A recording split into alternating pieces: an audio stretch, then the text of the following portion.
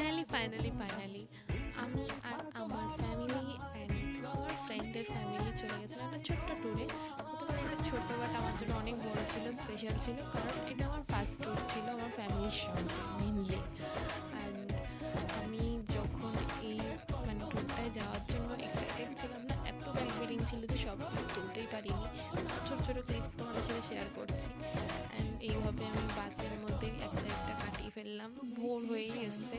আমি একটু মুখ টুক ধুয়ে জাস্ট একটু ফ্রেশ হয়ে চলে আসলাম। আমি আরেকজনকে ঘুম থেকে তুলতে পারিনি, সে আমি এসে দেখছি এখনও ঘুমাচ্ছে। তো আমি আর কি করবো, আমি আমার জায়গায় সিটে বসে পড়েছি। একটু বাসের প্রবলেমের জন্য আমি একটু লেট